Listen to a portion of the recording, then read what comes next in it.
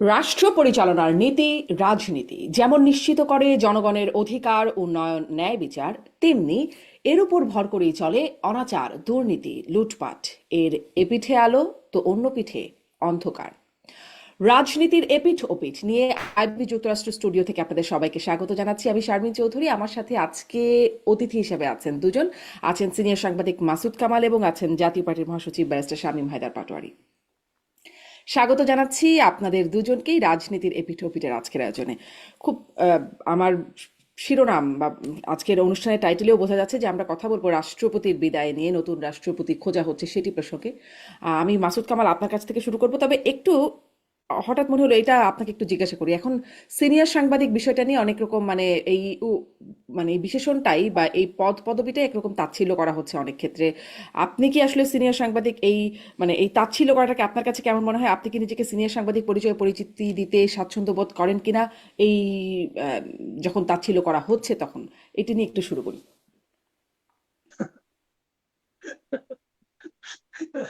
আপনি হেসে দিলাম, সরি, কিছু মনে করেন না। আচ্ছা, আপনি জি। আমাকে নিয়ে আপনি অনেকের অনুষ্ঠান করেছেন, আপনার অনেক অনুষ্ঠানে আমি এসেছি। আপনি আমাকে বরাবরই সিনিয়র সাংবাদিক হিসেবে পরিচয় করে দিয়েছেন। আমি কি কখনো আপনাকে বলেছি যে আমাকে সিনিয়র সাংবাদিক হিসেবে পরিচয় করে দেন? আমি কি না। কখনো আপনাকে বলেছি কেবল সাংবাদিক বললে আমি আনহ্যাপি হব? অথবা আমি কি এমনও কখনো বলেছি যে আমাকে যদি আপনি কোনো কিছুই না বলেন তাহলে আমি খুব দুঃখিত হবো এবং আপনার উপর রাগান্বিত হব? আমি কখনো বলি। হুম। এবং আপনি যে বলেছেন, এটা বলার জন্য আপনি আমার কাছে অনুমতি প্রার্থনা করেছেন অথবা আমার সম্মতি নিয়েছেন? নেন। আপনি আপনার মতো করে বলেছেন। কেন বলেছেন? আমাকে খুশি করার জন্য? নাকি আপনি যে কাজটা করেছেন, যে প্রতিষ্ঠানের হয়ে আপনি কাজ করেছেন, আপনি মনে করেছেন পর্দায়, ওই প্রতিষ্ঠানের পর্দায় আমাকে আনতে হলে, আমার আনার ক্ষেত্রে আমার নামের পাশে এই বিশেষণটা যুক্ত হলে আপনাদের লাভ হবে অথবা হবে না কিছু একটা। কিন্তু তো আমার কোনো লাভ ক্ষতি নাই রে ভাই। তো যে কাজটা আপনি করেছেন তার দায় আমাকে নিতে হবে। মানে এটা এইটা কি আমাদের দায় বোঝাতে নেয়ার মতো হচ্ছে। ব্যাপার? এটা কি দায় এটা নেয়ার মতো দায়ের ব্যাপার? মধ্যে মানে অবস্থা। দেখেন, আপনি আমাকে জিজ্ঞাসা করছেন যে সিনিয়র সাংবাদিক বললে আমি দুঃখিত হব না খুশি হব না আমি কি বিব্রত হব? আমি কেন হব? আপনি আপনার ইচ্ছা মতো আপনি আমাকে বলবেন, এটা আপনার ব্যাপার। আপনি যদি মনে করেন আমি জুনিয়র সাংবাদিক, আপনি বলবেন জুনিয়র সাংবাদিক, এটা আপনার ব্যাপার। কিন্তু তো আমার কিছু যায় আসে না। আপনি যেভাবে বলে স্বাচ্ছন্দ্য বোধ করেন আপনি সেভাবে দেখেন। একজন লোক আমি ওর সময় বলি যে ভাই কেমন আছেন, ভাই বলি কেন? পাটোয়ারি ভাই এখানে আছে এমন একটু বলি? আমি তো বলতে পারতাম ভাই পাটোয়ারি কেমন আছিস, বলি না হুম, তো। আমি বলি হুম। পাটোয়ারি ভাই কেমন আছেন। কেন বলি? এটা বলার মাধ্যমে আমি তো অনেক খুশি করি। এটা বললে কিন্তু আমাকে টাকা দেন, টাকা দেন। এটা বলার মাধ্যমে আমি আমার সৌজন্যতার পরিচয় দেন। এটা তো আমার ব্যাপার রে ভাই। এখন এই জন্য কি উনাকে দায় নিতে হবে? কালকে ওনাকে বলে হ্যাঁ স্বামী ভাইদার পাটোয়ারি, তারে আমার মাসুদ তোমার ভাইটাকে স্বামী ভাইদার পাটোয়ারি খারাপ বুঝলি তো ভাই? যারা বলে তারা নিজেদের যার যার ইনফিরিয়র কমপ্লেক্স থেকে বলে। তারা হয়তো মনে করেন এই লোকগুলিকে আর কোনোভাবে অ্যাটাক করতে পারে। গ্রামে একটা প্রবাদ আছে, প্রবাদ মানে কি, ওই দুই পক্ষের মধ্যে ঝগড়া হয় অথবা যুক্তিতর্ক হয় অথবা সালিশ হয়। তো সালিশে যে হেরে যায় সে বলে ওর সঙ্গে তো পারলাম না, ও লাউ গাছ ছিঁড়ে ফেলাম, যাওয়ার সময় তো লাউ গাছ টান দিয়ে উঠে ফেলায়। এটা হলো ওই রকম। তারা যুক্তিতে অথবা মানে কথা দিয়ে অথবা বক্তব্য দিয়ে আমার সঙ্গে পারে না, আমাদের সঙ্গে পারে না। এই জন্য তারা আর কিছু পারে না, ওটা বলে সিনিয়র। সিনিয়র সাংবাদিক আপনি, আপনাকে কামড় দিছে, অসুবিধাটা কি? আমি বলি যে পাটোর ভে আছে, উনি তো আইনের লোক। যখন নাকি আমরা আগে রিপোর্টিং করতাম, আমি তো একসময় রিপোর্টার ছিলাম, রিপোর্টিং করতাম, যখন আদালতে কোনো নিউজ লিখতাম তখন ওখানে যে সমস্ত আইনজীবীরা থাকতেন, আইনজীবীদের নামের সময় আমাদের নিউজ এটা বলে দিত যে আইনজীবীদের সিনিয়রিটি কিন্তু মেনটেন করবা। এটা কিন্তু খুব গুরুত্বপূর্ণ। একাধিক বিচারপতির বেঞ্চ থাকলে পরে বিচারপতিদের সিনিয়রিটি মেনটেন করবে, এটা খুব জরুরি। ওনাকে জিজ্ঞাসা করেন সত্যি মিথ্যা হুম। কি বলছি আপনাকে। তো যদি এখানে সিনিয়রিটি মেনটেন না করলে কি হবে? ওরা মারা যাবে? মারা যাবে না তো। বাট এটা একটা রীতি, আমরা করতাম কিন্তু। এখন আমি যদি বলি জাজ হয়েছে আমার সিনিয়র জাজ, এটা বললে কি আমি কাকে অভিমান করি? আমি যখন ওনার সঙ্গে পারি না, তখন আমি এইভাবে মানে এই যে বলে না যে কি বলবো বেডের নিচে আঘাত করা এরকম হয় আর তো জি এনিওয়ে এটা নিয়ে আমার কোনো মাথা ব্যথা নেই। আপনি আমাকে জি সিনিয়র ডাকেন হ্যাঁ অথবা না ডাকেন অথবা কিছুই ডাকেন না অথবা বলেন বেকার সাংবাদিক তাও বলেন, এটা আপনার ব্যাপার মিললে হইল। কারণ আমি কি আচ্ছা পরিচয় দেবো? আমি কি আমার মানে বাপের পরিচয় দিব, আমি মায়ের পরিচয় দিব, সন্তানের পরিচয় দিব, বউর পরিচয় দিব, দেন ওগুলো দেন। আমার তাতেও কোনো আপত্তি নেই, ওগুলো আমি আপনি দিয়ে দিতে পারি যে আমার হুম সন্তানের নাম এটা অমুকের বাপ অথবা আমার বউয়ের নাম অমুক হুম অমুকের স্বামী, বলেন না, হুম এতে আমার কিছু যায় জি আসে না। আমার আমি মনে যা হয় বলে আপনার তাই বলি। জি, আপনার ব্যাখ্যাটা স্পষ্ট। আমি এবারে আসি যে মূল প্রসঙ্গ বা মূল বিষয়বস্তুতে যে আম, ব্যারিস্টার পাটোয়ারি আপনার কাছ থেকেও শুনি এবং একই প্রসঙ্গে মাসুদ কামাল আপনার কাছ থেকেও শুনবো যে রাষ্ট্রপতি বিদায় নিলেন। আমরা জানলাম যে তিনি অসুস্থতাজনিত কারণে একটা মানে একটু বেশ কঠিন নামের একটা অসুখ তিনি আক্রান্ত। অসুস্থতাজনিত কারণে তিনি পদত্যাগ করছেন, পদত্যাগ পত্রেও তাই লিখলেন, বিএনপিও তাই বলল, রাষ্ট্রপতিও তাই বলছেন, কিন্তু মানুষের মনে আসলে এই প্রশ্ন যে আসলেই কি তিনি এই কারণেই পদত্যাগ করলেন নাকি এর পেছনে ভিন্ন কোনো কারণ। ব্যারিস্টার সাহাপাটের এই প্রশ্নটা যৌক্তিক কিনা? দেখুন, উনি একটা ক্রাইসিস টাইমে রাষ্ট্রপতি ছিলেন, এবং সেই সময়ে আমি মনে করি রাষ্ট্রপতি সেনাপতি এই দুজন ছিল last surviving institution of last regime. এখন যখন আপনি একটা ট্রানজিশন হবে, তখন কিন্তু আগের রিজিমের সব বাদ দিয়ে নতুন চলে আসলে ট্রানজিশনটা হবে না। যেমন ডক্টর ইউনূসকে শপথ পড়ানোর জন্য একজন রাষ্ট্রপতি দরকার ছিল, সেনাবাহিনীতে চেইন অফ কমান্ডের জন্য একজন সেনাপ্রধান দরকার ছিল। ওই দুজন যদি কোনো কারণে ওই সময় পদত্যাগ করতেন, পালিয়ে যেতেন, থাকতেন না, তাহলে দেশে অ্যানার্কি বাড়তো, কনস্টিটিউশনালিটি যেটুকু ছিল ওটুকুও থাকতো না। So in that sense Shahabuddin চুপ্পুর অতীত মানে রাষ্ট্রপতি হওয়ার আগের ইতিহাস খুব গৌরবোজ্জ্বল এমন আমি মনে করি না। ডিস্ট্রিক্ট জাজ ছিলেন, দুদকের সদস্য ছিলেন, খুব নামকরা বিচারপতি এমনটা না, খুব নামকরা ছাত্র এমনটা না। তবে আহ রাষ্ট্রপতি হিসাবে 5ই আগস্টের পরে তিনি এই বিপ্লব আন্দোলন ট্রানজিশনটাকে অ্যাডজাস্ট করে দেশ বাঁচাতে কিছু ভূমিকা রেখেছেন। উনি ভূমিকা রেখেছিলেন বলেই ইলেকশন হয়েছে, উনি ভূমিকা রেখেছেন বলেই আজকে বর্তমান বিএনপি সরকার গঠন করতে পেরেছে। উনি না থাকতেন, ইলেকশন হতো না, বিএনপি সরকার গঠন করতে পারতো না। তবে আমি একটা বিষয়ে তাকে একটু ব্লেম দিব, তার বোঝা উচিত ছিল যে তাকে টেনিউর শেষ করতে দেওয়া হবে না। যদি উনি বলেছে স্বাস্থ্যগত কারণে পদত্যাগ করেছে, বাট আমি ধরে নিতে পারি, কারণ আমার কাছে জিল্লুর রহমানের মনে পড়ে জিল্লুর রহমান খুবই অসুস্থ ছিলেন। উনি 9 সালে যখন রাষ্ট্রপতি হলেন, এরপরে তিনি সুস্থ হয়ে গেলেন। রাষ্ট্রপতিরা ফিজিক্যালি মেন্টালি অনেক সুযোগ সুবিধা পায়। তো যেদিন ইলেকশন হয়ে গেল ওই দিন উনি ইঙ্গিত দিয়েছিলেন আমি আর ভালো লাগে না। এরপরে উনি একটা বক্তব্য দিলেন সংসদে। আমার ব্যক্তিগত অভিমত, ওই বক্তব্যের আগেই তার পদত্যাগ করা উচিত ছিল। কারণ ওখানে এই বক্তব্যের জন্য আওয়ামী লীগ তাকে ব্লেম করবে, কিন্তু আসলে আওয়ামী লীগের তাকে ব্লেম করার কিছু নাই। এটা যারা একটু প্রজ্ঞাবান রাজনীতিবিদ তারাও জানে। 2001 সালে শাহাবুদ্দিন সাহেব একটা বক্তব্য দিয়েছিলেন। শাহাবুদ্দিন সাহেব হচ্ছে সেই ব্যক্তি যিনি বাকশালকে সিভিল কু বলেছিলেন। অসম্ভব সৎ বিচারপতি ছিলেন, যিনি 91 সালে কেয়ারটেকার গভর্নমেন্টের হেড ছিলেন। তার অধীনেই আওয়ামী লীগ হেরেছিল। কিন্তু আওয়ামী লীগ একটা নতুন কালচার এবং একটা পুরো কালচারের অংশ হিসাবে সাবেক বিচারপতিকে রাষ্ট্রপতি করার একটা কালচার শুরু করেন শাহাবুদ্দিন সাহেবকে দিয়ে। 2001-এ যখন আওয়ামী লীগ হেরে গেল, তখন আওয়ামী লীগের লোকজন শাহাবুদ্দিন সাহেবকে ব্লেম করা শুরু করলো যে আমাদের রাষ্ট্রপতি, আমরা হেরে গেলাম, কোনো দায়িত্ব পালন করলো, যেটা এখন আবার আওয়ামী লীগ করছে শাহাবুদ্দিন চুপ্পুকে। হুম এখন দেশে আন্দোলন হয়েছে, কোটি কোটি লোক রাস্তায় নেমেছে, সরকার পালিয়েছে, রাষ্ট্রপতি এখানে কি করবে? 2001 সালে শাহাবুদ্দিন সাহেবকেও একটা লিখিত বক্তব্য সংসদে বলা হয়েছিল, তিনি তার আগের গভর্নমেন্ট, যে গভর্নমেন্ট তাকে রাষ্ট্রপতি করেছে, তাদের অনেক সমালোচনা করেছিলেন যে আওয়ামী লীগের আমলে এই দুর্নীতি হুম হয়েছে, 450 কোটি টাকা দিয়ে নভ থিয়েটার হয়েছে। তো শাহাবুদ্দিন চুপ্পু সাহেবের বলা উচিত ছিল ওনাকে দিয়ে আওয়ামী লীগের বিরুদ্ধে একটা বক্তব্য পড়িয়ে ওনাকে রিডান্ডেন্ট করে দেওয়া হবে, আমার লিমিটেড আন্ডারস্ট্যান্ডিং।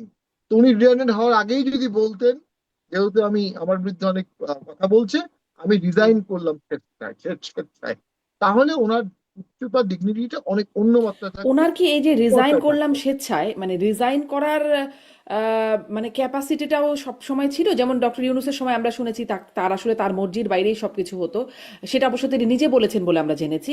এখন অবশ্য তিনি নির্বাচনের মানে পরে বলেছেন যে, মানে ডক্টর ইউনূসের পরে, ক্ষমতার পরে তিনি বলেছেন তিনি এখন কয়েক সপ্তাহ যাবৎ বেশ ভালো আছেন, তার সাক্ষাৎকারে তিনি বলেছিলেন। তো এখন কি তিনি আসলে স্বেচ্ছায় পদত্যাগ করতে পারেন বা না করতে পারেন, এই এই ইচ্ছাটা কি তার কাজ করে? দেখুন, আমার লিমিটেড আন্ডারস্ট্যান্ডিং, কিছুটা হলেও তিনি হয়তো ভেবেছিলেন বর্তমান সরকার তাকে টেনুর শেষ করতে দিবে। তার আচরণে এমনটি মনে হয়েছিল। সেদিক থেকে তার রিজাইনটা আমি স্বেচ্ছায় পুরোপুরি বলবো না। আমার মনে হয় এটা সরকার বিএনপির পক্ষ থেকেই পলিটিক্যাল মেসেজ দেওয়া হয়েছে, you are no longer wanted. আপনি যদি পদত্যাগ না করেন, হয়তো বা আপনি এটা, আমরা যেহেতু কোনো তথ্য নাই, একটা হুম। পত্রিকায় পেয়েছি আমি, যে প্রথম আলোতেই পেয়েছি, বিএনপি থেকে তাকে মেসেজ দেওয়া হয়েছে যে আপনি রিজাইন করুন। উনি রিজাইন করেছেন। তো আমি মনে করি ওনার রিজাইনটা পুরোপুরি স্বেচ্ছায় না, আবার পুরোপুরি স্বেচ্ছা অধিক বাইরে তাও না।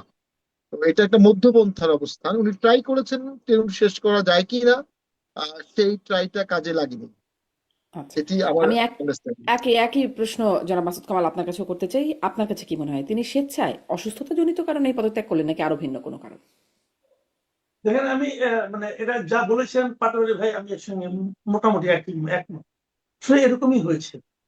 তবে আমি এখানে কয়েকটা পয়েন্ট বলি। দেখেন, আমি যেমন ওনার পদত্যাগ পত্র লিখেছেন ওনার কি কি অসুখ আছে, আর হুম। তারপর লিখেছেন এর দীর্ঘমেয়াদী চিকিৎসা দরকার। তো যদি ওনার চিকিৎসাই দরকার হয়, তাহলে তো সবচেয়ে সুচিকিৎসা সম্ভব রাষ্ট্রপতি পদে থাকলে, হুম। তাহলে সরকারি খরচে সর্বোচ্চ চিকিৎসা পাবেন। তো উনি তো আসলে মরতে গেলেন, তাই না? ছেলেকে নাকি দীর্ঘমেয়াদী ভালো চিকিৎসা দরকার, সেটা বাদ দিয়ে তুমি চলে গেলেন। আর রাষ্ট্রপতির কাজটা এমন কোন মানে কাজ না যার জন্য তাকে মানে খুব একদম প্রতিটা মুহূর্ত সচেতন থাকতে হবে, বিষয়টা সেরকম কিছুই না। কাজেই এগুলো কিন্তু বোঝা যায়। আবার দেখেন, উনি পদত্যাগ করতে মানে ৩টা প্যারা দেখলাম আমি। শেষ যে প্যারাটা, উনি অসুস্থ মুক্ত মুখ আমি যাবে এই জন্য পদত্যাগ করলেন। উপরের ২টা প্যারা হলো যে উনি এই ৫ই আগস্টের পর থেকে কি কি করেছেন না করেছেন, সরকারকে কত হেল্প করেছেন, এই সমস্ত কাহিনী। এই কাহিনীগুলো তো পদত্যাগের সঙ্গে কোনো প্রয়োজন নেই। হুম। এগুলো উনি দিলেন কেন? এগুলো উনি দিলেন এই কারণে যে উনি সরকারকে স্মরণ করিয়ে দিতে চাইবেন যে আপনাদের জন্য আমি কিন্তু অনেক কিছু করেছি, এবং যে অব্যক্ত কথা যে আমি অনেক কিছু করেছি এবং আপনারা বলেছেন বলে এখন চলে যাচ্ছি। আপনারাও কিন্তু আমার এই কাজগুলোর কথা আমি চলে যাওয়ার পর মনে রাখেন। কেন মনে রাখতে হবে? হুম। মনে রাখতে হবে এই কারণে যে এখনই কিন্তু একদিনের মধ্যেই কিন্তু অনেকে বলা শুরু করেছেন যে ওনার বিরুদ্ধেও মামলা হওয়া উচিত, উনি দায় মুক্তি পাবেন না, এগুলো বলা বলে কিন্তু শুরু হয়ে গেছে অলরেডি। এবং যদি শুরু হয়ে থাকে, তাহলে সরকারকে এই জন্য উনি স্মরণ করে দিয়েছেন যে আপনারা কিন্তু আমার কথা মনে রেখেন। আমি কিন্তু আপনারা যা বলছেন আমি তাই করছি। আপনারা বলছেন নাকে খত দাও, আমি নাকে খত দিয়েছি।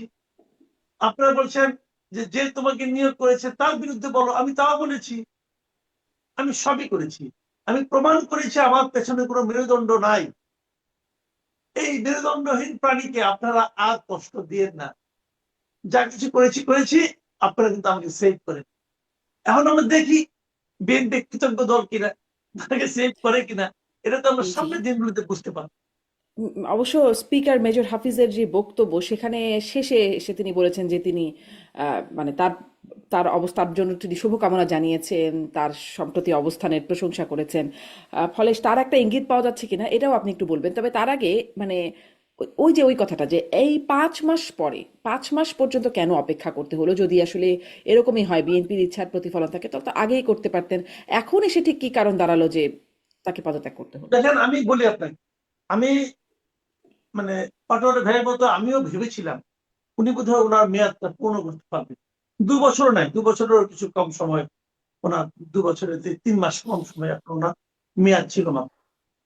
উনি যদি ওনার মেয়াদটা পূর্ণ করতে পারতেন, তাহলে এটা বিএনপির জন্য সম্মানের হতো।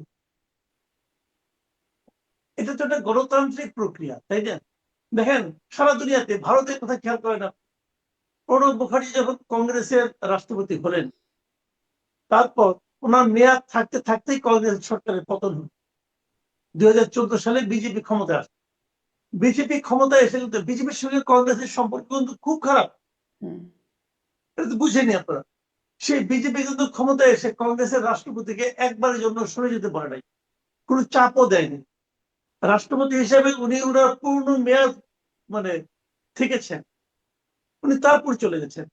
যখন একজন লোক রাষ্ট্রপতি হন তখন উনি যে কোনো সক্রিয় রাজনৈতিক দল থেকে পদত্যাগ করেই হন, ইন্ডিয়াতেও হন, বাংলাদেশেও হন। চুপ্পু সাহেব কিন্তু আওয়ামী লীগের কেউ ছিলেন না, উনি যখন রাষ্ট্রপতি হয়েছেন তখন থেকে, এর আগে পর্যন্ত ছিলেন, কিন্তু তখন পর্যন্ত ছিলেন না। কারণ বাংলাদেশ হয় কি জানেন, কাগজে কলমে একজন নির্দলীয় ব্যক্তিকে রাষ্ট্রপতি বানায়, কিন্তু তারা চায় যে এই লোকটা একদম দলীয় দাসের মতো আচরণ করবে, হুম। না করলে না, দুঃখিত হয়, কাগজে ক্ষমা কলমে করে। নির্দলীয় ব্যক্তিকে কোথায় বানায় যারা মাসুদ কামাল? মানে সবসময় তো দলীয় ব্যক্তিকেই আসলে বানায় যারা নির্দলীয় রোল মানে প্লে করবে বলে ভাবা হয়। মানে ধরেন এর আগে যিনি ছিলেন জনাব আব্দুল হামিদ, তিনিও দলীয় লোক ছিলেন, বা সবাই আসলে দলীয় লোকই তো থাকেন, ইনিই মোটামুটি একটু না নির্দলীয় না না, ছিলেন তার। থাকেন, থাকতে হয় তাই বলে না, কিন্তু যখন তারা হন তখন তারা কিন্তু দলের সঙ্গে সম্পর্ক ছিন্ন করে হন। সেটাই অফিসিয়ালি হবার দল কথা। থেকে পদত্যাগ করা হন, দলের হুম। প্রাথমিক সদস্য পদ উনি ত্যাগ করেন। এটি নিয়ম, জি। বাংলাদেশের নিয়ম এটাই, ইন্ডিয়ারও একই নিয়ম। তো এখানে আপনি তো তার পদত্যাগ করালেন কেন? দেখেন বি চৌধুরীর কথাটা মনে করেন একবার। বি চৌধুরী বিএনপির কে ছিলেন? বিএনপির একদম প্রথম যে কমিটি, সেই কমিটির মহাসচিব ছিলেন। তো তার চেয়ে বড়, উনি যখন বিএনপির মহাসচিব তখন তো খালেদা জিয়া বিএনপিও করে না, তখন তো খালেদা জিয়া বিএনপি করেন না, খেয়াল করেন। তো উনি মহাসচিব হওয়ার পর যখন উনি রাষ্ট্রপতি হলেন, উনি রাষ্ট্রপতি নিজের নির্দলীয় চরিত্রের প্রকাশ ঘটাতে গেলেন। উনি বলেন আমি যদি জিয়া রহমানের মাজারে যাই তাহলে আমি বঙ্গবন্ধু মাজারও যাব, আমি দুই বাজারে কোর্টে গেলাম না। এই অপরাধে ওনাকে ইমপিচমেন্টের একদম দ্বার প্রান্তে নিয়ে যাওয়া হয়েছিল। তো ইজ্জত রক্ষার্থে উনি পদত্যাগ করেছেন। তাহলে মানসিকতাটা কি? যে তোমাকে আমি নির্দলীয় বলবো, কিন্তু তুমি আমার চাকর বাকরের মতো আচরণ করবা, না হলে তোমাকে আমি ফেলে দেব। এটা হলো মানসিকতা, অব্যক্ত কথা। তো এখানেও তাই। এখন উনি তো সেরকমই ছিলেন, উনি আওয়ামী লীগের লোক হয়ে উনি বিএনপির জন্য বিএনপির কোন কথাতে না করেছেন, না তো দূরের কথা, কোন বক্তব্যে একটু মুসরামুস্রি করছেন তাও তো করেন নাই। বরঞ্চ উনি গাদ্দার হিসেবে পরিচিত হয়েছেন আওয়ামী লীগের কাছে, হয়েছেন তো, কারণ আওয়ামী লীগ তোমাকে বানিয়েছে। চুপ্পু সাহেব কি রাষ্ট্রপতি হওয়ার আগের জন্য জানতেন, ভাবতেন, বিশ্বাস করতেন উনি রাষ্ট্রপতি হতে পারেন? ওনার তো লটারি পাওয়ার মতো উনি রাষ্ট্রপতি হয়েছেন। হওয়ার পর উনি এই সংসদে দাঁড়িয়ে বলেছেন যে জিয়াউর রহমান স্বাধীনতার ঘোষক, যেটা নাকি উনি বলার মাধ্যমে উনি সংবিধান লঙ্ঘন করেছেন। কারণ আমাদের সংবিধানে এখনো বলা আছে যে স্বাধীনতার ঘোষক হলো বঙ্গবন্ধু শেখ মুজিবুর রহমান। আপনি যদি জিয়াউর রহমানকে বলতে চান যে সংবিধানে সেটা প্রতিস্থাপিত করেন, করে তারপর বলেন উনি কি এই প্রশ্নটা করেছিলেন যে আপনারা যে শব্দটা লিখেছেন এটা বলা তো সংবিধান বিরোধী হবে? বলেছিলেন? বলেননি। কেন বলেননি? ভেবেছেন বললে যদি বের করে দেয়। ওনার ভয় ছিল দুটো। এক নম্বর ভয় হলো যে যদি ওনাকে বের করে দেয়, দুই নম্বর ভয় হলো বের করে দেওয়ার পর যদি আমাকে মামলা মোকদ্দমা জড়ায়। হুম। একটা ভয়, ওটাকে খেয়ে ফেলছে যে ওনাকে বের করে দেওয়া হয়েছে। দ্বিতীয়টা হলো এখন তো ওই ভয়ে আছেন যদি মামলা মোকদ্দমা জড়ায়। জি, এই অতএব দ্বিতীয় উনি ভয়টা চুপ নিয়েও করে একটু আছেন। কথা বলবো। যারা মাসুদ কামাল দ্বিতীয় ভয়টা নিয়ে একটু কথা বলবো। নিশ্চয়ই ব্যারিস্টার শামীম পাটোয়ারি এই বিষয়ে ভালো বলতে পারবেন, মামলা মোকদ্দমা। তবে তার আগে ছোট্ট করে ওই মতামতটাও আপনি দেবেন যে আপনার কি মনে হয় যে আসলে তো 5 মাস সময় গেল বিএনপি সরকারের, আরো আগেই হতে পারতো, মানে রাষ্ট্রপতির অভিশংসন হতে পারতো বা তাকে পদত্যাগ করতে বলা যেতে পারতো। রাষ্ট্রপতি প্রথমে বলেছিলেন যে তিনি নির্বাচনের পরপরই তিনি পদত্যাগ করতে চান, তারপরে আরেকটা সাক্ষাৎকারে বলেছিলেন বিএনপি রাখলে তিনি থাকতে চান। এরকম দুই রকম বক্তব্য এসেছিল এখন। এবং বিএনপিও বেশ শুরুর দিকে ভালোই মনে হচ্ছিল তাদের মধ্যে টার্মস। এখন 5 মাস পরে এসে আসলে এইরকম পরিস্থিতি শুনেন, হলো কেন? এখানে আসলে এটা হলো আসলে বেসিক কোশ্চেন, মানুষ এই কথাটাই জানতে চায়।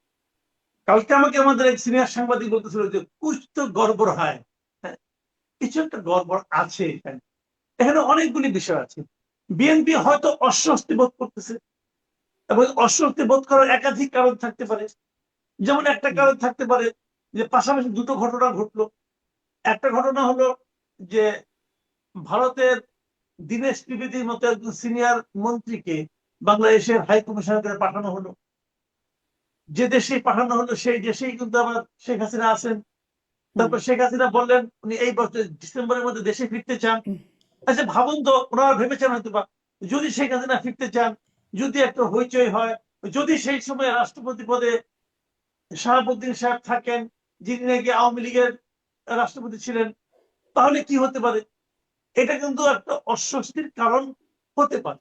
জি জি বিএনপি তো জানে যে যখন শাহাবুদ্দিন সাহেব ওনাদের কথা মতো যা যা বলেছেন তা বলেছেন, এটা তো ভালোবেসে বলেননি, চাপে পড়ে বলেছেন। আবার চাপ সরে গেলে আবার কি করেন, কিছু যদি বলেন হয়তো কিছু হবে না, কিন্তু বললেও তো একটা ঘটনা আছে, তাই না? এটা কি করে বলবেন? আবার আরেকটা ঘটনা হতে পারে যে যুক্তরাষ্ট্র, চীন, এটা নিয়ে একটা টানাপোড়েন কিন্তু আমাদের দেশে চলছে। তো 28 তারিখে যুক্তরাষ্ট্রের একজন এই মধ্য এশিয়া বিষয়ক একজন প্রতিনিধি আসবেন আমাদের দেশে, যিনি বর্তমানে ভারতের রাষ্ট্রপতি হিসেবে আছেন। কার্যকর।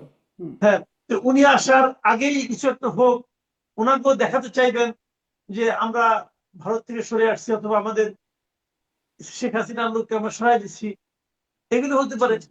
জি চীনের আমি সঙ্গে মাসুদ মানে কামাল, আপনার কাছ থেকে আপনার বিশ্লেষণটা জানাবো। আমি একটু ব্যারিস্টার পাটোয়ারির কাছে জানতে চাইছিলাম যে এই মানে এখন এসে 5 মাস পরে অস্বস্তির কারণ কি, বা এইরকম অবস্থা কেন হলো, এবং তারপর আসলে মামলা মোকদ্দমার বিষয়ে শামীম পাটোয়ারি আপনার কাছে জিজ্ঞাসা করবো। আগে এই মতামতটা একটু জানি। জি, কয়েকটা বিষয় একটু বলবো। একটা হচ্ছে যে দেখুন, রাষ্ট্রপতির মেয়াদ নিয়ে 2008 সালে একটা নজির আছে যে ইয়াজউদ্দিন সাহেব, উনি আমার বাবার সিনিয়র কলিগ ছিলেন, আমাদের ফ্যামিলির প্রতি উনি খুব স্নেহ বৎসল ছিলেন। কিন্তু উনি শিক্ষক ছিলেন, শিক্ষক নেতা ছিলেন, ইউজিসি চেয়ারম্যান ছিলেন। উনি খুব সম্ভবত ওনার বাসার অনেকগুলো ফ্ল্যাট ছিল। উনি ওই ফ্ল্যাট অ্যাসোসিয়েশনের প্রেসিডেন্ট হওয়ার কথা চিন্তা করছিলেন। ওই সময় ফোন আসে যে আপনি বাংলাদেশের রাষ্ট্রপতি হয়েছেন। উনি জ্ঞানী মানুষ ছিলেন, কিন্তু ওই যে 2005 সালে যখন ক্রাইসিস আসলো, তখন উনি বিএনপিকে কিন্তু গাইড করতে পারেননি, গাইড করার ক্ষমতাও নাই। এবং তারপরে যখন 111 আসলো, তাকে 111 এর ফ্লোতেই চলতে হয়েছে। ওনার প্রেস সচিবকে আর্মিরা গিয়ে চর মেরেছিল, মানে আপনি কি কানেক্টেড আছেন? জি, আছেন, হ্যাঁ শুনতে পাচ্ছেন? হ্যালো। হ্যাঁ, পাচ্ছি, বলবেন। আমরা মনে করি রাষ্ট্রপতি পদে কে থাকা না থাকা এটা নিয়ে বাংলাদেশের পলিটিক্সে গত 20-30 বছরে অন্তত আমি কোনো ইম্প্যাক্ট দেখি নাই। আপনি 111 দেখেন, বিএনপির সময় বিএনপির বিরুদ্ধে কোনো রোল প্লে করতে পারে নাই। 111 যখন আসতো সেটা ঠেকাতেও পারে নাই, ইনভাইটও করতে পারে নাই। 111 যখন আসছে, ইয়াজুদ্দিন সাহেব পুরো সময় 111 এর শ্রীমুনিরের প্রেসিডেন্ট হিসেবে কাজ করেছে। ভোট হলো, আওয়ামী লীগ আসলো। আওয়ামী লীগ আসার পরে কিন্তু এই একই দাবি উঠছিল যে ওনাকে ইমপিচ করা হোক, ওনার বিরুদ্ধে মামলা করা হোক, উনি পদত্যাগ করুন। তো আওয়ামী লীগ কিন্তু ওনাকে টেনুর শেষ করতে দিয়েছে। এইখানে রাষ্ট্রপতি পদটা হচ্ছে শ্রীমুনিয়ালের সাংবিধানিক শিখণ্ডী। তার কোনো ক্ষমতা নেই প্র্যাকটিক্যাল। দুটো ক্ষমতা আছে, প্রাইম মিনিস্টারকে অ্যাপয়েন্টমেন্ট দিবেন যে দল জিতবে, এটা আসলে প্র্যাকটিক্যাল ক্ষমতা না, তার অলরেডি জিতে গেছে। দুই, চিফ জাস্টিস নিয়োগ দিবে, তো সেটাও আবার by serial prime minister ready হয়ে থাকে, যেটা থাকে সেটাই করে। এই দুটো কাজ ছাড়া সমস্ত কাজ ওনাকে প্রাইম মিনিস্টারের কনসেন্ট নিয়েই করতে হবে, এবং প্রাইম মিনিস্টারের কনসেন্ট প্রায়োরিটি পাবে, এবং ওই কনসেন্ট, ওই কমিউনিকেশন কোথাও চ্যালেঞ্জ করা যাবে না। তো রাষ্ট্রপতি ইজ নাথিং। বিএনপি যদি বর্তমান রাষ্ট্রপতিকে নিয়ে কোনো ভয় পেয়ে থাকে, এটা সম্পূর্ণ অমূলক। সেম ফর সেনাপ্রধান। প্রত্যেক সরকার সেনাপ্রধান নিজের মতো করে দিয়েছে। এরশাদ স্যার নুরুদ্দিন সাহেবকে দিয়েছেন, আমি নামটা ভুলে গেছি, নুরুদ্দিন সাহেবই হবে, মাসুদ কামাল ভাই বলতে পারবেন। হ্যাঁ, নুরুদ্দিন এরশাদ সাহেব, স্যার, হ্যাঁ, নুরুদ্দিন সাহেব। নুরুদ্দিন সাহেবকে এরশাদ দিয়েছিলেন। স্যারের যখন আন্দোলন হলো, সেনাবাহিনী নুরুদ্দিন সাহেব তাকে কোনো হেল্প করতে পারে নাই। এরশাদের একমাত্র রিকোয়েস্ট ছিল আমাকে ভোট পর্যন্ত ফ্রি রাখো, আমি একটু ক্যাম্পেইন করব। এই রিকোয়েস্টও রাখতে পারে নাই। তো পরবর্তীতে যখন এই যে আমরা 2006 সালেও জেনারেল মঈন, 2-3 জনকে ডিঙ্গিয়ে জেনারেল মঈনকে জেনারেল করা হয়েছিল, বিএনপি করেছিল। ইউ ক্যান হোপ এক্সপেকটেশন যে ক্রাইসিস হবে, আমার পক্ষ নেবে, পক্ষ নেয়নি। তো একই অভিযোগ আবার আওয়ামী লীগ বর্তমানে ওয়াকার সাহেবের বিরুদ্ধে কিন্তু করে। তো আসলে এনাদের তো কিছু করার নাই, যখন ফ্লো চলে যায়, সবকিছু চেঞ্জ হয়ে যায়, রাষ্ট্রপতি সেনাপতি কিছুই করতে পারে না। তবে এই সেনাপতি এবং রাষ্ট্রপতি আমি মনে করি লাস্ট 2 ইয়ার্স মোটামুটি যতটুকু স্ট্যাবিলিটি, কনস্টিটিউশনালিজম, ধারাবাহিকতা, যতটুকু কাঠামো ধরে রাখার চেষ্টা করেছে, পেরেছে, করেছে, সব পারেনি কিন্তু করেছে। এখন তো যেই রাষ্ট্রপতি অস্বস্তি, যেই কারণগুলো রাষ্ট্রপতির ক্ষেত্রে প্রযোজ্য এবং যার পরিণতি আমরা দেখলাম, একই রকম বিষয় কি সেনাপতির ক্ষেত্রেও প্রযোজ্য হবে? সেনাপতির ক্ষেত্রে আরো বেশি প্রযোজ্য। তবে সেনাপতিকে প্রধান সেনাপতিকে পদত্যাগ করানো এত সহজ না, উনি পদত্যাগ করার কোনো প্রয়োজন নেই। আমি একটু শেষ করি। যদি হ্যাঁ। কেউ ভেবে থাকে চুপ্পু সাহেবকে সরিয়ে সেখানে নিজস্ব কাউকে দিলে ক্রাইসিসে বিএনপির ব্যাপক হেল্প হবে, অতীত এক্সাম্পল বলে এই হেল্প কেউ করতে পারেনি। তো একই রকম সেনাপ্রধানের ক্ষেত্রে তো আমি মনে করি এই দুটি পদের অধীনে 18 লক্ষ লোক এবং ওই পদের অধীনে প্রায় কয়েক লক্ষ সেনাবাহিনীর লোক চাকরি করে, যারা সেনাপ্রধানকে ডেমিগড মনে করে। তাই যদি হয়ে থাকে এই পদগুলোকে ডিস্টার্ব করা উচিত না। ভবিষ্যতে এই যে পদত্যাগের নজির হলো, ভবিষ্যৎ সেনাবাহিনী যিনি রাষ্ট্রপ্রধান হবে, যিনি রাষ্ট্রপ্রধান কিন্তু কিন্তু আবার সেনাপ্রধান ইন দ্য সেন্স উনি মানে ডিফেন্সের হেড। ভবিষ্যতে তাদের ক্ষেত্রে মানুষ ভাববে ইনিও টেনিও শেষ করতে পারবে কিনা, নো ডাউট। অসীম শ্রদ্ধার এই চেয়ারগুলোতে কখনো ডিস্টার্ব করা উচিত না। আমি মাসুদ কামাল ভাইয়ের সাথে পুরোপুরি একমত। আসলে ওই যে প্রথমে একটা বক্তব্য বললেন না, সিনিয়র সাংবাদিক, সিনিয়র আইনজীবী একটা গিভেন টাইটেল, গেজেটেড। সিনিয়র আইনজীবী কিন্তু গেজেট হয়, চিফ জাস্টিস নিজের হাতে দেন। সিনিয়র সাংবাদিক তো গেজেটেড না, কিন্তু যে সিনিয়র অ্যাচিভ করে, অর্জন করে, সে তো সিনিয়রই। মাসুদ কামাল ভাই গত 4-5 বছর যেভাবে একটা সত্যনিষ্ঠ বস্তুনিষ্ঠ কথা বলেছেন, উনি তো অবশ্যই সিনিয়র। এটা নিয়ে আর বলার কি আছে? তো উনি কিন্তু একটা ঠিকই মন্তব্য করেছেন। মানে 4-5 বছর এই না, মাসুদ কামাল ভাই অনেক দিনের আসলে সিনিয়রিটি আছে মানে আমি বলেই তিনি আমি সিনিয়র। তাকে হ্যাঁ। ফলো করেছি 5 বছর একদম নিবিড় ভাবে। বিশেষ করে 5ই আগস্টের পরে কথা বলা অত্যন্ত কঠিন ছিল। বাংলাদেশের মধ্যে 5ই আগস্টের পরে সত্য কথা বলা সবচেয়ে কঠিন ছিল, সবচেয়ে কঠিন। কোনো সাপোর্ট ছিল না, আপনি অ্যালোন। এই 2-4 জন আমরা বলেছি, তার মধ্যে মাসুদ কামাল ভাই একজন। এবং আমাদের জাতীয় পার্টিকে ব্যান করা নিয়ে উনি স্পষ্ট বলেছেন অল দ্য ইনক্লুশন প্রয়োজন। না, উনি একটা ইঙ্গিত দিয়ে দিয়েছেন। হুম। শেখ হাসিনা রিলেভেন্ট না অনেকে বলে, আওয়ামী লীগ রিলেভেন্ট না অনেকে বলে। শেখ হাসিনার আসার ঘোষণা, যদিও সেটা আমি মনে করি ক্রিস্টালাইজ হওয়ার সম্ভাবনা কম। উনি চেষ্টা করবেন হয়তো বা দৃশ্যমান, কিন্তু ডিসেম্বর আগে আসতে পারবেন এটা আমার মনে হয় না প্র্যাকটিক্যালি। তো শেখ হাসিনা আসার ঘোষণাতেই আহ, জনাব তারেক জিয়া তার যত অ্যালাইড ছিল সবাইকে ডেকে খাইয়েছেন, সবাইকে, ছোট বড় সব দল, 20টি দলকে না কতটি দলকে ডেকেছেন, কম খাবার খাইয়েছেন, ডিম খেয়েছেন, শাকসবজি, এগুলো এনিওয়ে খাইয়েছেন। 2, চুপ্পু সাহেব চলে গেল। 3, জামাত বিএনপি এনসিপি আরো এক হয়ে যাবে, আরো দৃশ্যমান হয়ে যাবে, আরো ভিজিবল হয়ে যাবে যে একটাই পক্ষ, একটাই দল। কার ভয়ে? শেখ হাসিনার ভয়ে। ওই যে সমঝোতা, ওই যে রিকনসিলিয়েশন যদি না করা হয়, ঐক্যমত সৃষ্টি করা না হয়, জাতি গঠন করা না হয়, তাহলে এই ধরনের হুঙ্কার হতেই থাকবে এবং এটার কাউন্টার প্রোডাক্টিভ বিভিন্ন ঘটনা হবে। অর্থাৎ বিএনপি যে সাজানো ছকে দেশ সাজাবে, সাজানো ছকে দেশ গঠন করবে, এত বছর পরে জনাব তারেক জিয়া প্রাইম মিনিস্টার হয়েছেন, তাকে তো দৃশ্যমান অনেক কিছু করতে হবে। দৃশ্যমান, সেটা ওর হুম। পরিকল্পনার কাছে আছে। সে কিন্তু ধরেন পরিকল্পনা কিন্তু বাস্তব। ধরেন দৃশ্যমান এগুলো মানে যা করছেন তাতে যে মানে এনসিপি বা বিরোধী জোট যে তারা কিছুটা সাধুবাদ জানাচ্ছেন, কিন্তু তারপরে যেমন এখন বলছেন, আমি যদি নাসিরুদ্দিন পাটোয়ারির কথা বলি, তিনি বলছেন গাধা জল ঘোলা করে জল খায় আর কি, মানে রাষ্ট্রপতির বিদায়কে তিনি এভাবে বলছেন। মানে গাধামো করেছে বিএনপি, এখানে গাধামো করেছে, একদম সরাসরি গাধামো শব্দটাই বলছেন। এটা বা আসলে মানে হ্যাঁ, রাজনীতিতে খারাপ ভাষার প্রয়োগটা খুব দুঃখজনক। আমরা এগুলো শুনছি, গাছের নিচে কি, তাল গাছ কোথায়, কিসব কিসব কথাবার্তা, উৎকট উদ্ভট। আমরা এরশাদের এমনও শুনেছি, আমি ছোট ছিলাম, এরশাদের চামড়া তুলে নেবো আমরা, সর্বোচ্চ এইটা ছিল খারাপ গালি। এটা তো একটা এখন খুবই গাড়িগুলো কোথায় চলে পরিচিত। গেছে, প্রাইভেট পার্টস নিয়ে, হ্যাঁ, কাউয়া, ছাদের উপর কাউয়া। তো এগুলো জনগণ গ্রহণ করছে না। নাসরুদ্দিন পাটোয়ারি কি বলেছে আমি শুনিনি। তার এই কথার রিলেভেন্স বা গুরুত্ব আমার মনে হয় খুব বেশি নাই। তবে এটা ঠিক, হয় বিএনপি উদার হতে না, কিন্তু চেয়েছিল। তার অনেক ফলোয়ার আছে, তিনি অনেক ভোট পেয়েছেন, মানে না, আমরা অবশ্যই তাদেরকে থাকতেই গুরুত্বহীনই বা পারে, বলি কি করে? থাকাটাই খুব স্বাভাবিক। না, গুরুত্বহীন অবশ্যই কেউ না। তো যেটা হচ্ছে যে বিএনপি যে কাঠামোতে চলতে চাচ্ছিল, আমি যেটা বলতে যাচ্ছি, হুম, হুম। ছন্দপতন হবে ঘন ঘন। এই ছন্দপতনের বিএনপি দেশকে ডেলিভারি দিতে পারবে না, ইকোনমিক ডেলিভারি দিতে পারবে না, পলিটিক্যাল ডেলিভারি দিতে পারবে না। এবং eventually there is every chance prime মিনিস্টারকে ফেইল করানো হতে পারে। তার চারপাশে অ্যাডভাইজাররাও খুব ভালো আমি এমন দেখছি না। সব মিলিয়ে একটা ক্রাইসিস রিস্কের মধ্যে বাংলাদেশ ভাসছে।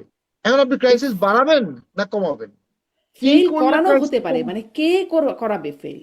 না, ফেল করানোর জন্য প্র্যাকটিক্যালি বাংলাদেশে অবশ্যই আওয়ামী লীগ চাবে এই সরকার ব্যর্থ হোক। হুম, আওয়ামী লীগের এক্সপেকটেশন ছিল যে প্রথমবার যেটি তাদেরকে উদ্ধার করা হবে, তাদেরকে বের করা হবে, সেটা হয়নি। তারা এখনো নিষিদ্ধ দল হিসাবে আছে, তারা ফেল করানোর চেষ্টা করবে।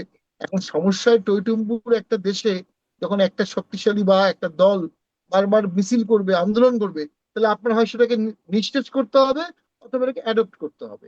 নিঃশেষ করা তো যাবে না, একই দেশ। আপনি কিভাবে ইলিমিনেট করবেন, কিভাবে মুছে ফেলবেন? একেবারে মুছে ফেলতে পারবেন না। You have to live hmm, with it. আপনি ক্যান্সার যদি ভাবেন ক্যান্সার, তাও ক্যান্সার নিয়ে হলেও থাকতে হবে। কি প্রক্রিয়া থাকা যাবে সেই প্রক্রিয়াটা মাননীয় প্রধানমন্ত্রীকেই ঠিক করতে হবে। এবং তিনি এরকম একটি হোপ এক্সপেকটেশন দিয়েছিলেন মানুষকে।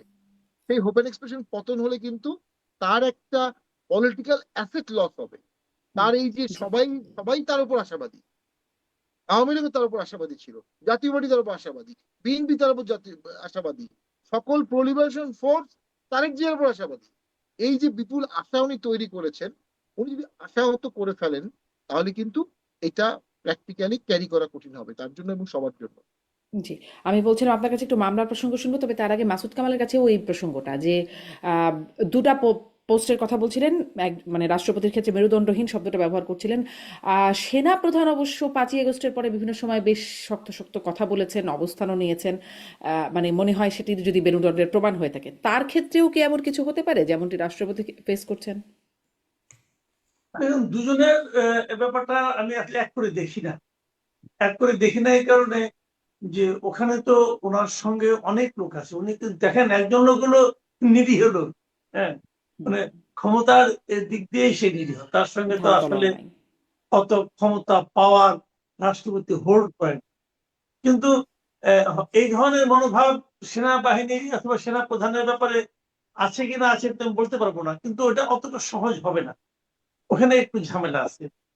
যে আমার মনে হয় না এরকম হবে। কিন্তু জি, সবচেয়ে বড় কথা কি জানেন, এটা হলো কি যে আমার যেটা মনে হয় যে এই একটু অস্বস্তি তারা বোধ করছিল ইদানিং বিভিন্ন কারণে, কিন্তু উদাহরণটা ভালো হলো না আমি মনে করি। কিন্তু এই অস্বস্তি খুব অপ্রয়োজনীয় অস্বস্তি নয়, এটা এটা না হলেও ভালো হতো।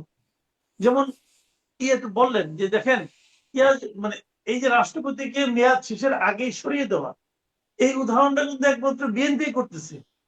নিজেদের রাষ্ট্রপতিকে সরিয়েছে এই শাহাবুদ্দিন সাহেবকে সরানো, এই কাজটা কিন্তু আওয়ামী লীগ করেনি। আওয়ামী লীগ কিন্তু ইয়াজউদ্দিন আহমেদ সাহেবের সঙ্গে সময় এটা কিন্তু করেনি তারা। তো সেটা কিন্তু হুম। বুঝতে হবে, মানুষ কিন্তু ধরেন কিন্তু এখনকার যে প্রেক্ষাপট, একটা গণ অভ্যুত্থানের পরের সরকার, বিএনপি সরকার, ফলে সেই গণ অভ্যুত্থানের যে দাগ কালিমা যেটি আওয়ামী লীগের উপর আছে, সেটির দায়ভার খানিকটা রাষ্ট্রপতির উপরে চলে আসছে। ফলে মানে বিষয়গুলো কি একরকম? শুনেন, আপনি নানাভাবে যুক্তি দিতে পারেন। আপনি একটা মানুষ, আপনার প্রত্যেকটা দিন কি একরকম? হুম, নিশ্চয়ই। আপনার প্রত্যেকটা দিন আলাদা আলাদা। তো আপনি ব্যাখ্যা দিলে দিতেই পারেন।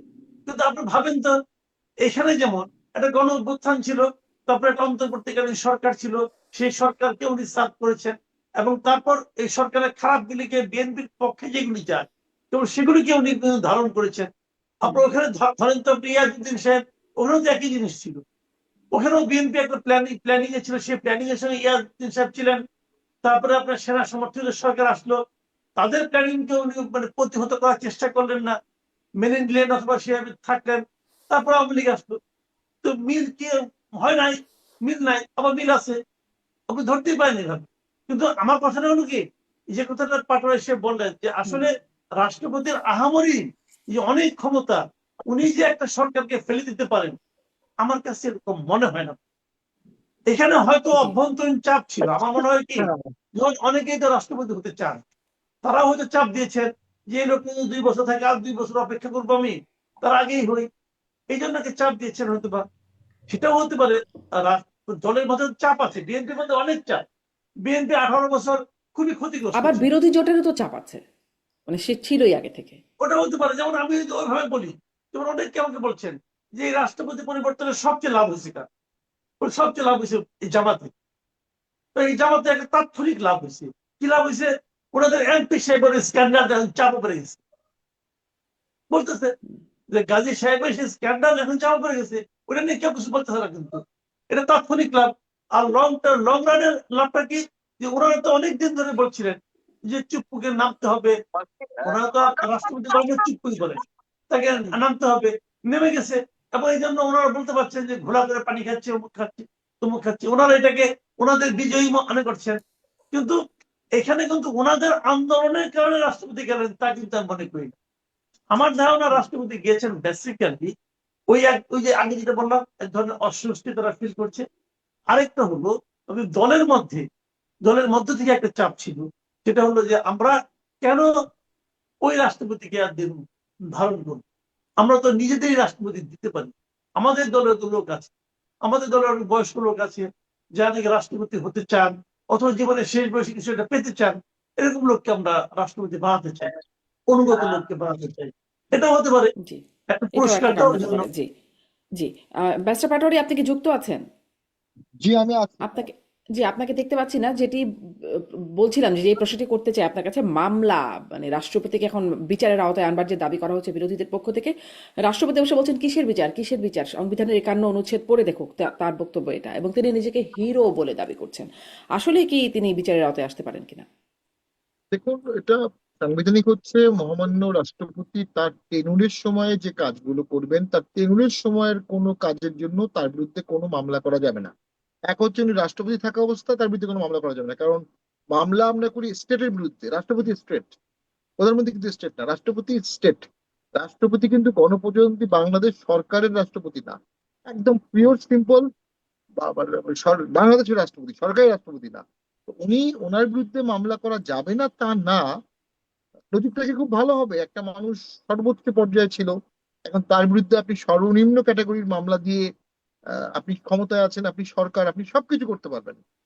তো আওয়ামী লীগও করেছে, তো আপনি তাই করবেন। এহসানুল হক মিননের বিরুদ্ধে থালা চুরির মামলা দিয়েছিল সেই সময় আওয়ামী লীগ। তো এখন রাষ্ট্রপতির বিরুদ্ধে তারা ওই ধরনের কোনো মামলা দিবে, টাকা চুরির মামলা, এই মামলা এ দিয়ে ওই চেয়ারটাকে অপমান করা হবে। ভবিষ্যতে চেয়ারের সম্মান কমে যাবে। তো চেয়ারটা তো রাষ্ট্রের জন্য, চেয়ারের সম্মান রাখা খুব প্রয়োজন। আহ এই চেয়ারগুলোই তো রাষ্ট্রকে টিকিয়ে রাখে মোরাললেস। তো আমি মনে করি যে অবশ্যই সেক্ষেত্রে বিএনপির উচিত, এবং যেহেতু বিএনপির স্মুথ ট্রানজিশনে কোনো জায়গায় টিপু সাহেব কোনো বাধার সৃষ্টি করেননি, তার ক্ষমতা ছিল না কিন্তু উনি হুম। করেননি। দ্যাটস রিমেইন, উনি করেননি, উনি এটাকে অ্যাডপ্ট করেছে জাতীয় স্বার্থে, রাষ্ট্রীয় স্বার্থে, সংবিধানের স্বার্থে। তো সেটার এক বিনিময়ে যদি তাকে আবার মামলা দেওয়া হয়, অপমান করা হয়, অপদস্থ করা হয়, তাহলে এই দেশের ভবিষ্যৎ নিয়ে আমি খুব সন্দিহান, কারণ এগুলো কোনো ভালো আলামত না।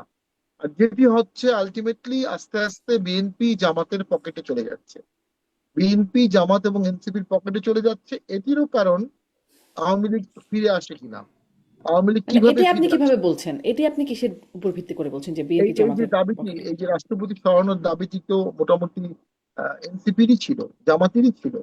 তো তাদের দাবিটি পূরণ হলো, তাদের আরো কি কি দাবি আছে এগুলো হয়তো বা পূরণ হয়ে যাবে। তো সরকারি দাবি পূরণ আর অ্যাডজাস্টমেন্ট করতে করতেই সরকার শেষ হয়ে যাবে। এই সরকার এরকম সরকার যারা বিরোধী দলের দাবি পূরণ করে, তো আমরা ওটা বিরোধী দল না, ওটা একই একই একই প্ল্যাটফর্মের দল। আরেকটি ইস্যু আপনি বলেছেন সেনাপ্রধান। আমার ব্যক্তিগত আন্ডারস্ট্যান্ডিং, সেনাপ্রধান কখনোই ক্ষমতালোভী মানুষ না। উনি চাইলে ওই সময় 2 বছরে তার টেক ওভারের সুযোগ ছিল, হুম। অস্ত্র তার কাছে, সেনাবাহিনী তার কাছে, কিন্তু উনি ভোট চেয়েছেন।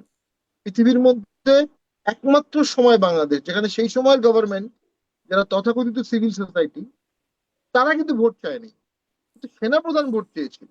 উনি ডিসেম্বরে ভোট চেয়েছিলেন, সেটা চলে গেছে ফেব্রুয়ারিতে। তো উনি যেহেতু ভোট চাচ্ছিলেন, মানে উনি কোন রকম একটা ট্রানজিশন চাচ্ছিলেন, ট্রানজিশন হয়ে গেছে। এখন তিনি টেনুর শেষ করা না শেষ করা এটা তার বিষয়। আমার পার্সোনাল মনে হয় ওনার এই বিষয়ে কোনো আগ্রহ আছে বলে মনে হয় না। উনি যদি সরকার বলে, উনি হয়তো বা থাকবে না। তবে হ্যাঁ, ওনার ব্যাপারে আবার জামাত কখনো কিছু বলেনি। হুম। সেনাপ্রধানের ব্যাপারে মানে ব্যারিস্টার ফুয়াদ অনেক কিছু বলেছিল, আরো একজন বলেছিল, কিন্তু জামাত অফিসিয়ালি সেই সময় কিছু বলেনি, এখনো কিছু বলছে না। তো সেটা আমরা এখন ইয়েট টু সি এটা কি হয়। But as I Jamaat told, কিছু বলে নাই, কিন্তু জামাত জোটভুক্ত যারা আছেন তারা বলেছেন, মানে ব্যারিস্টার ফুয়াদের বলেছিল কথা সে, বলছেন বা এনসিপির কথা। হ্যাঁ, সেই আচ্ছা, সময় হ্যাঁ। বলেছিল, ভোটের পরে আর বলেনি। তো আমরা হুম। এখন যেটা অনুভব করি যে আসলে ওই যে যেটা আমি বললাম, আপনি যদি রাজনৈতিক সমঝোতা করেন তাহলে আপনি এত কিছু চিন্তা করতে হবে না। আর আপনি যদি রাজনৈতিক সমঝোতা না করেন, তাহলে আপনি রাষ্ট্রপতি নিজের মতো দেন, সেনাপ্রধান নিজের মতো দেন, সবই দেন, তারপরও কোনো না কোনো এক সময় আপনাকে বিগ পলিটিক্যাল ক্রাইসিস ফেস করতে হবে। Awami League is the example. 18 লক্ষ সরকারি কর্মচারী সাজিয়েছিল তারা। তারা পুলিশের কতগুলো ইউনিট করেছে, দাঙ্গা unit, tourism unit, anti terrorism unit, সক্ষমতা বাড়িয়েছে। পুলিশ আর আর্মির সক্ষমতা কাছাকাছি নেওয়ার চেষ্টা করেছে এবং আর্মির ডিপেন্ডেন্সি থেকে সরিয়ে পুলিশ দিয়ে এগুলো করেছে।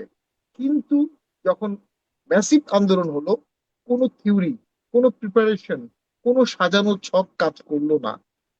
এবং বাংলাদেশের জন্য ঝুঁকিপূর্ণ হচ্ছে, এমন একটি সময় বিএনপি ক্ষমতা নিয়েছে, তখন আসলেই দেশ চালানো কঠিন।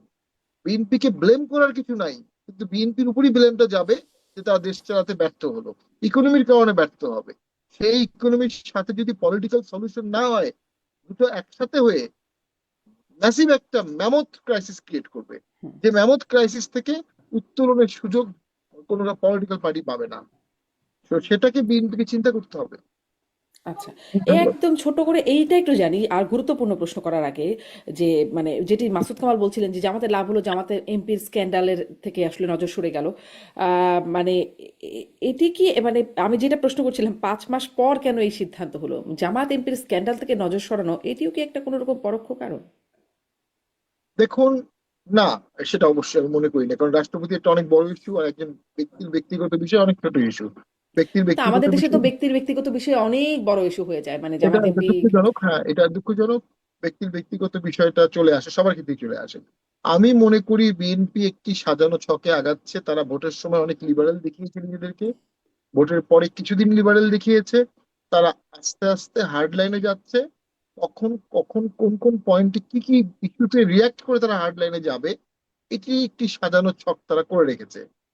এবং সেই হার্ড লাইনটা আমি ভয় পাচ্ছি এক্সট্রিম পর্যায়ে যেতে পারে, একটা ভেন্ডেটা গভর্নমেন্ট হতে পারে। বিএনপির উপর এত টর্চার হয়েছে, মাননীয় প্রধানমন্ত্রীর উপর এত টর্চার হয়েছে, যদি কখনো এই সরকার ভেন্ডেটায় চলে যায়, তাহলে এই সরকার সুশাসন আর কি দিবে, হুম, উন্নয়ন আর কি জি। করবে? ভেন্ডেটাই চলবে, ভেন্ডেটা তন্ত্র চলবে। দেখো, প্রতিশোধ তন্ত্র, সেটা অবশ্যই জামাত এনসিপি কে হ্যাপি করবে, কিন্তু দেশটা ধ্বংস হয়ে যাবে। হুম। আমি মাসুদ কামাল আপনার কাছেও এই প্রসঙ্গে যদি একটু বলেন, হার্ড লাইনে আপনার কি মনে হচ্ছে যে বিএনপি আস্তে আস্তে হার্ড লাইনে যাচ্ছে? বিএনপি হার্ড লাইনে যাবে কিনা আমি এটা এখনো আমি কনফার্ম না, আমি বলতে পারছি না। তবে আমি এটুকু বলছি যে বিএনপির যিনি প্রধানমন্ত্রী তারেক রহমান, ওনার যে ইমেজটা উনি শুরু থেকে মানে বজায় রেখেছিলেন, তার আমি প্রতিফলন তার সরকারের মধ্যে দেখছি না। উনি কথা কম বলেন, উনি হয়তো বেশি জায়গায় আসেন না, কিন্তু ওনার যে ইমেজটা ছিল মানুষের কাছে এখনো হয়তো আছে অনেকটাই। কিন্তু তার যে তার যে প্রতিফলন আমি কিন্তু ওনার যারা সহকর্মী আছেন, ওনার সরকার আছেন, তাদের মধ্যে আমি দেখছি না। উনি বলেছিলেন যে উনি সকলের সরকার হবেন, উনি বলেছিলেন কিন্তু যে যারা আমাকে ভোট দিয়েছেন, যারা আমার বিপক্ষে ভোট দিয়েছেন, এমনকি যারা ভোটই দেন নাই, আমরা হব সকলের সরকার। হতে পেরেছেন? পারেননি তো। যারা ভোটই দেন নাই, তারা কি এখন আর বিএনপি কে তাদের সরকার মনে করে? করে না। উনি বলেছিলেন আমরা আইনের শাসন কায়েম করব। উনি দলীয় শাসন কায়েম করছেন, রিয়েলিটি। প্রত্যেকটা জেলা পরিষদে উনি ওনার দলের লোককে কোন রকম ব্যাখ্যা ছাড়াই জেলা পরিষদের প্রশাসক বানিয়ে দিচ্ছেন। সিটি কর্পোরেশন গুলিকে উনি ওনার দলের লোককে কোন রকম ব্যাখ্যা ছাড়াই প্রশাসক বানিয়ে দিচ্ছেন। কেন দিলেন? আজকে দেখলাম যে 18টা স্বায়ত্তশাসিত প্রতিষ্ঠানের চেয়ারম্যান বানিয়েছেন উনি দলীয় লোকজনকে। তাদের যোগ্যতা আছে কি নাই, তাদের একটাই যোগ্যতা, তারা 18 বছর ইয়ার কাছে বিএনপির রাজনীতি করতে যে নানা রকম নির্যাতনের শিকার হয়েছেন। এই যোগ্যতার কারণে 18 জনকে দিয়ে দিচ্ছেন উনি বিভিন্ন স্বায়ত্তশাসিত প্রতিষ্ঠানের চেয়ারম্যান। তারা ওই পোস্টে যোগ্য কিনা প্রমাণটা কি?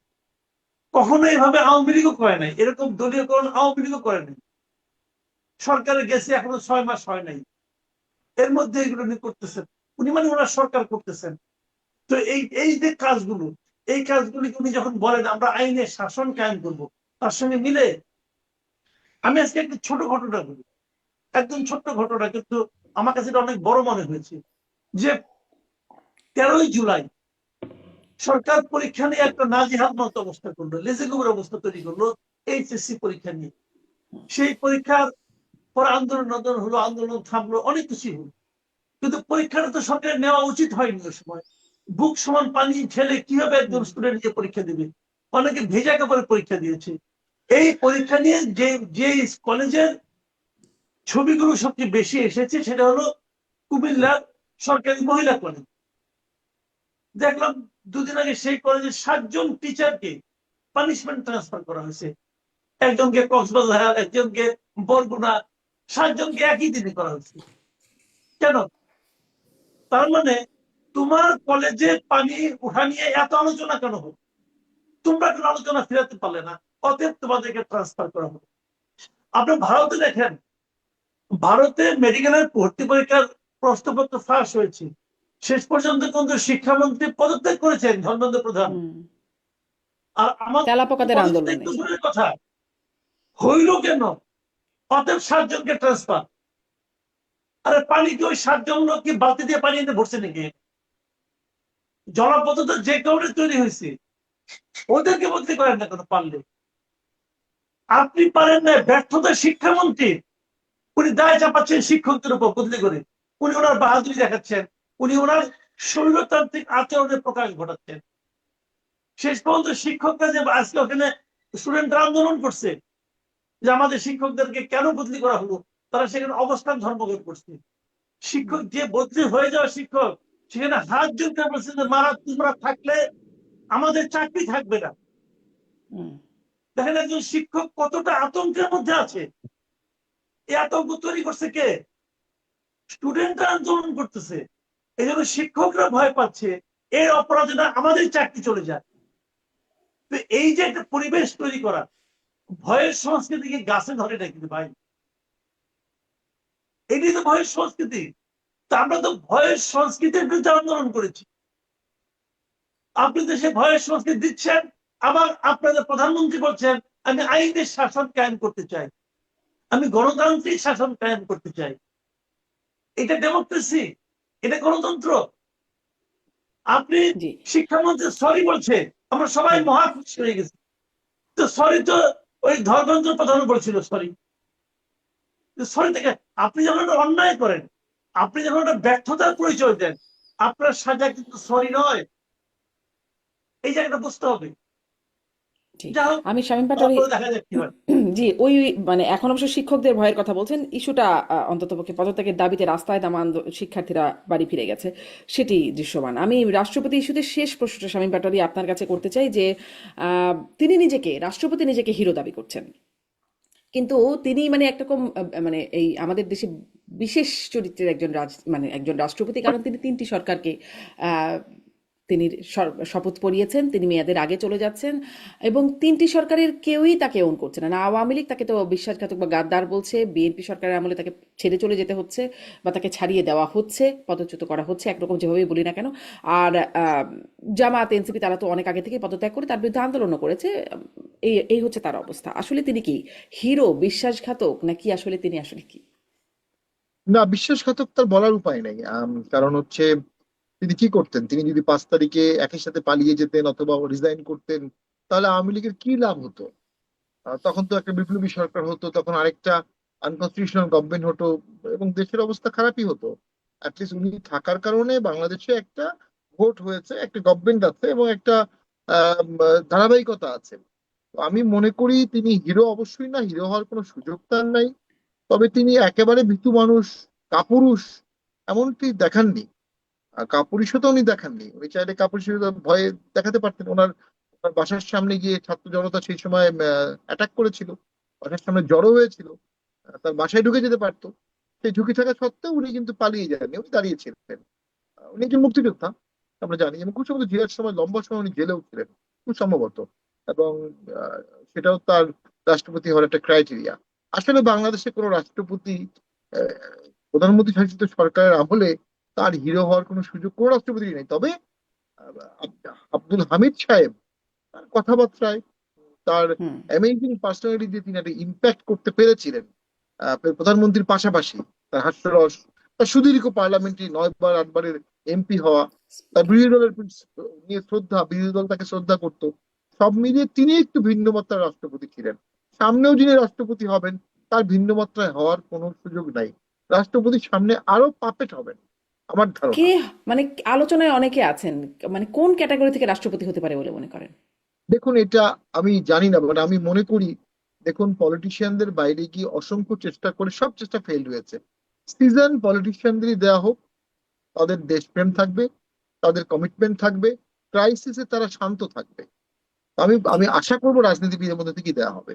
জি, অনেক ধন্যবাদ ব্যারিস্টার শামীম পাটোয়ারি। মাসুদ কামাল, আপনিও কি একদম ছোট করে একটু বলবেন যে আপনার কি মনে হয় কোন ক্রাইটেরিয়া থেকে আসলে রাষ্ট্রপতি হবেন পরবর্তী, হ্যাঁ, অনেক বা কিছু কে হতে ক্রাইটেরিয়া পারেন? হতে পারে। আমরা অনেকের নাম শুনছি, উদ্ভট উদ্ভট নাম শুনছি। বাংলাদেশের রাজনীতিতে কোনো ভূমিকা নাই এমন লোকের নামও আমরা শুনতে পাচ্ছি, বিদেশ থাকেন এমন লোকের নামও আমরা শুনতে পাচ্ছি। তো আমিও আসলে মনে করি যে এমন কাউকে দিয়েন না যাকে নিয়ে মানে একটা বিতর্ক আবার তৈরি হয়, আবার অস্বস্তি তৈরি হয়। দলের থেকেই দেন, দলের অনেক সিনিয়র লিডার আছে আপনাদের, তাদের অনেক ত্যাগ, তারা সেই জীবনে যদি কিছুটা পায়, তো এটা মন্দ। ত্যাগী লোককে দেন, এবং যাদের মানে সততা নিয়ে প্রশ্ন কম, প্রশ্ন মোটামুটি সবারই আছে কম বেশি, একজন সৎ লোককে দেন। সৎ লোককে দিলে কেউ জানেন সততার না আলাদা একটা জোর আছে। রাষ্ট্রপতির লোকটা কোনো কাজ দেয়, কিন্তু যখন উনি মুখ খুলবেন তখন জানি আমরা একজন নতজানু ব্যক্তির কথা না শুনি, আমাদের যেন এরকম মনে না হয়। এরকম একজন ব্যক্তিকে দেন, যিনি নাকি মেরুদণ্ড সোজা করে কথা বলতে পারবেন, এমন একজন লোককে দেন। দলের লোককে দেওয়া আমি পছন্দ করি, আমি চাই যে দলেরই কেউ হোক। কারণ দেখেন, এই দলগুলো করতে গেলে অনেক স্যাক্রিফাইস কিন্তু করতে হয় তাদের। সেই জীবনে এসে তাদেরও তো একটা কিছু সম্মান, এটা একটা সম্মান আসলে, আর তো কিছু না। একটা সম্মান একজন শিক্ষিত এবং সৎ লোককে দেন, এবং আমি মনে করি দলের লোকই দেওয়া উচিত। জি, অনেক ওনার তো ধন্যবাদ জনাব আছে, মাসুদ কামাল। লোক আছে। নিশ্চয়ই, নিশ্চয়ই, অনেক ধন্যবাদ। দেখা যাক, সেটাও আমাদের দেখার বিষয় থাকবে যে কে হচ্ছে পরবর্তী রাষ্ট্রপতি, বড় একটা প্রশ্ন। অনেক ধন্যবাদ জনাব মাসুদ কামাল, অনেক ধন্যবাদ ব্যারিস্টার শামীম হায়দার পাটোয়ারি, আপনাদের দুজনকেই ধন্যবাদ। দর্শক, এতক্ষণ সাথে থাকবার জন্য আজকের মতো বিদায় নিচ্ছি আইবিটিভি ইউএস এর নিয়মিত আয়োজন রাজনীতির এপিঠ ওপিঠ থেকে।